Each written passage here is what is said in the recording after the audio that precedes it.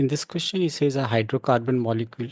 As you can see, a structure of an hydrocarbon molecule is given, and what we have to write down is the combustion of.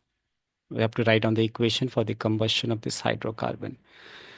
So, if you see the hydrocarbon here, what is it? It is a double bond, and there are 4 carbon atoms and double bond between carbon atoms. So this is butene.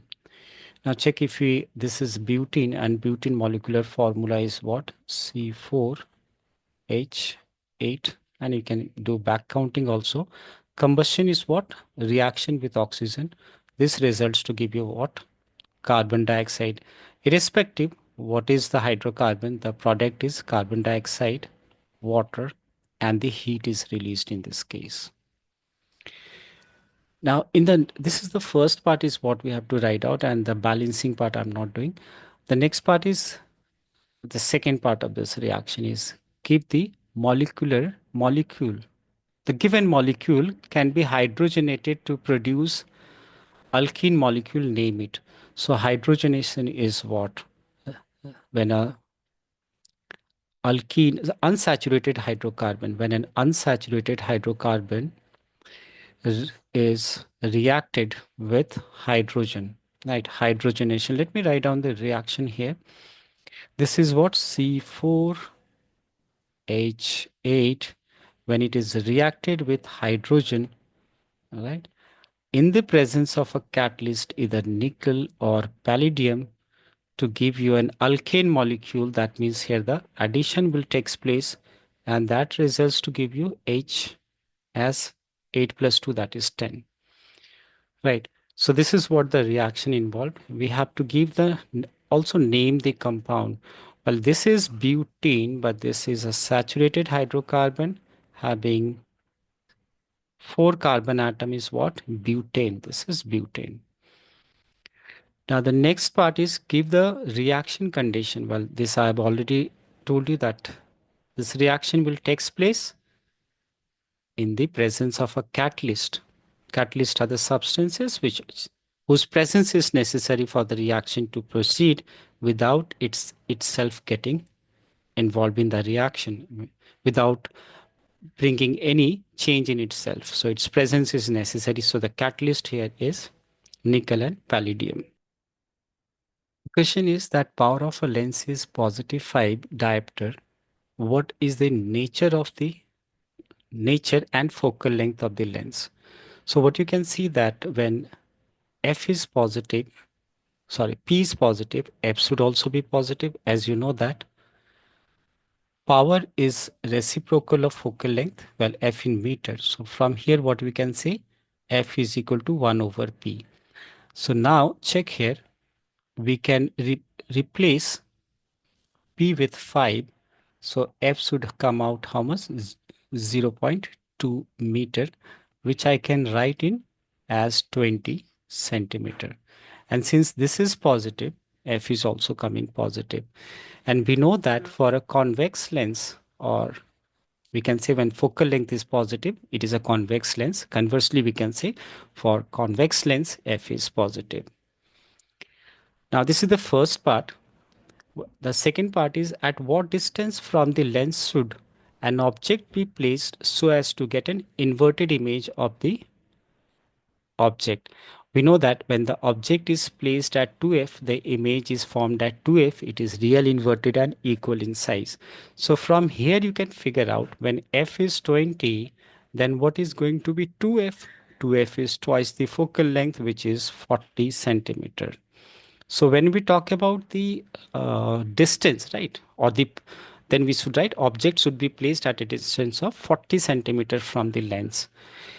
When it comes to position, then you should write minus 40, but as of now, you should say that at what distance. So distance is always taken as positive. You should write it should be placed at a distance of 40 centimeter.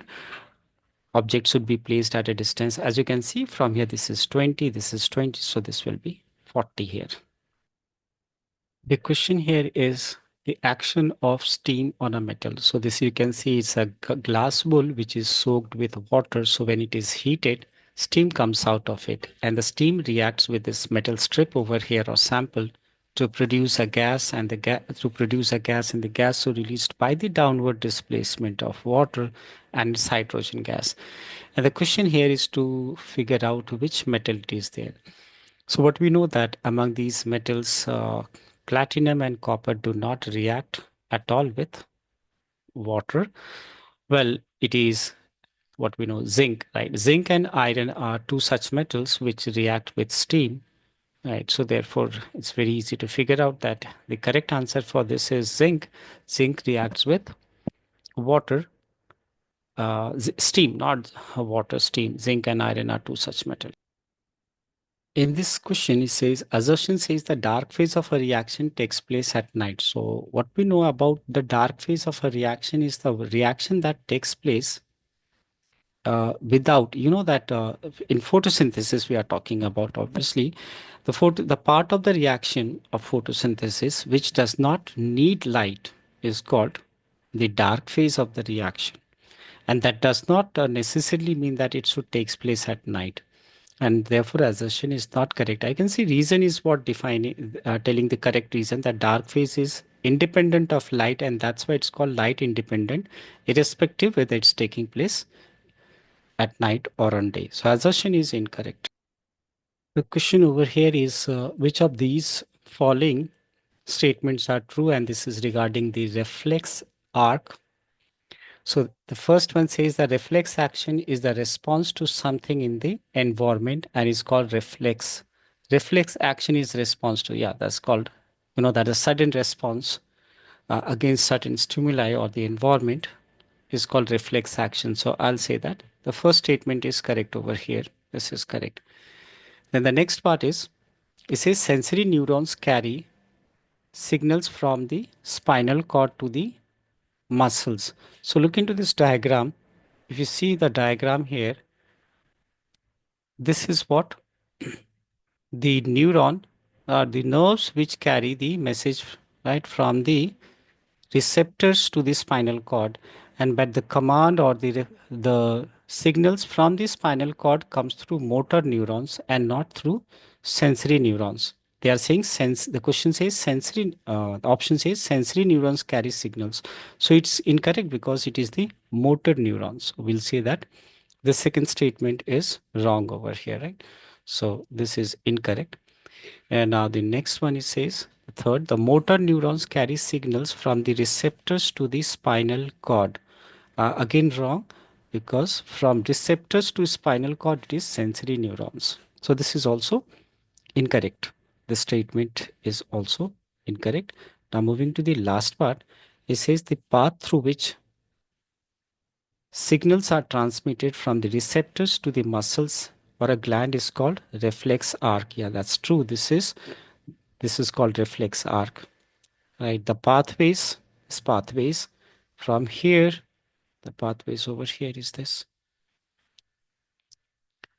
pathways from the receptors to the spinal cord, and then back through motor neurons back to the effector.